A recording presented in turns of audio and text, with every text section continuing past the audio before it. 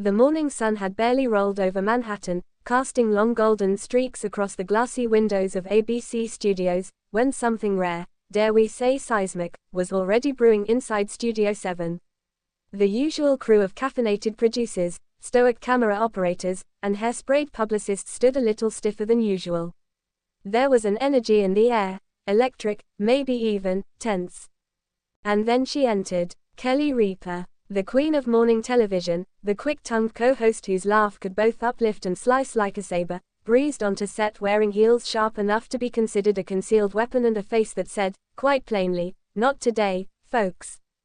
Ryan Seacrest, God bless him, offered his signature, good morning, sunshine. With the hopeful optimism of a man who hadn't yet sensed the storm clouds gathering. But Kelly didn't blink. She dropped her bag into her dressing room like it had personally offended her, narrowed her eyes at the craft services table, which, incidentally, had no gluten-free almond butter protein bites, and muttered something that sounded like, "You've got to be kidding me." By the time the countdown began, live in 5, 4, 3, Kelly had assumed her post at the desk. The smile was there, sure. But behind it, fire. The cameras rolled, the theme music played, and then it happened. Well, Kelly said, her voice cutting through the upbeat tune like a saber through a birthday balloon, I'm just going to say it. I'm in a bad mood today. You're all going to have to deal with it. The audience, half in studio, half at home with mouthfuls of oatmeal, froze. Ryan blinked. The teleprompter guy stopped scrolling. Somewhere in a control booth, a junior producer whispered, God help us. But then, something magical happened. Kelly owned it.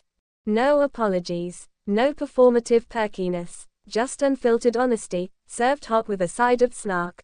It was the kind of raw authenticity that only someone with 30+ years in daytime TV could pull off, and somehow still make it endearing. A queen's prerogative. Now, let's be real, everyone has bad days. But most of us don't have to have ours televised in real time, under a halo of studio lighting, while discussing celebrity breakups and pumpkin spice latte trends. Kelly, of course, has always made her currency out of relatability.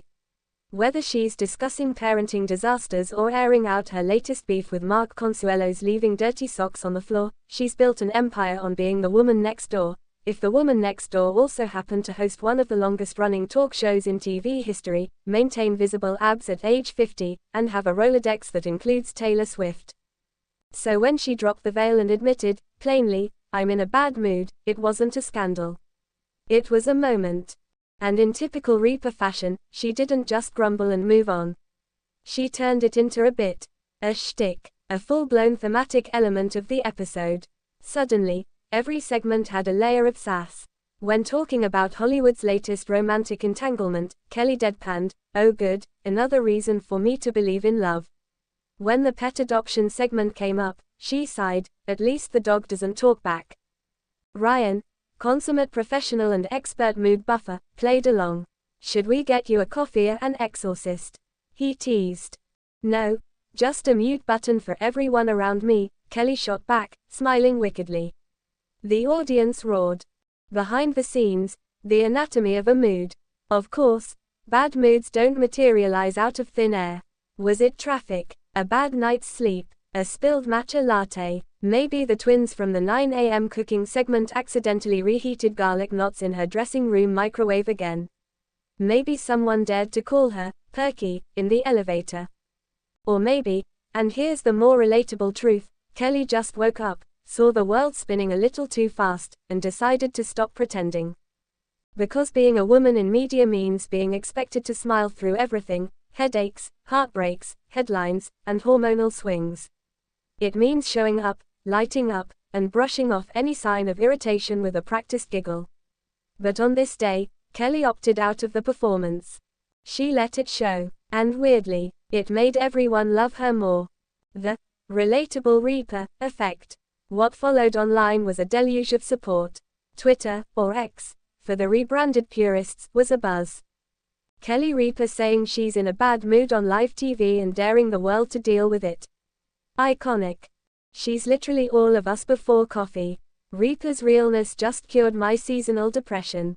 Memes surfaced. Fan edits rolled in. TikTok clips circulated with captions like, "The Mood Queen has logged on." And perhaps most importantly, the moment sparked a larger conversation. Why do we expect women on TV, especially morning TV, to be endlessly cheerful automatons? Why can't we normalize a little grumpiness with our gossip? Kelly didn't just give herself permission to be irritable, she gave everyone watching a little permission to feel their feelings without shame. The next day, by the next morning, the storm had passed. Kelly, back in full sparkle, greeted the audience with a cheerful, "Good morning, America." Before pausing, "Yes, I'm in a better mood today. No, I'm not apologizing for yesterday. You know why?" Ryan raised an eyebrow. "Because women are allowed to be moody," she said, triumphant. "And also, I finally got those protein bites." Cue applause. Cue laughter. Cue another moment of classic, unfiltered, unbothered Ripa. Final thoughts. In a world where authenticity is often just another filter, Kelly Ripa's on-air admission of bad mood wasn't just refreshing, it was revolutionary in its own morning show way. It reminded viewers that behind the makeup and the studio lights, even our most polished personalities are just people. People who sometimes wake up annoyed, who sometimes don't want to pretend, and who sometimes want to tell the world, "You're all going to have to deal with it." And honestly, we're happy to.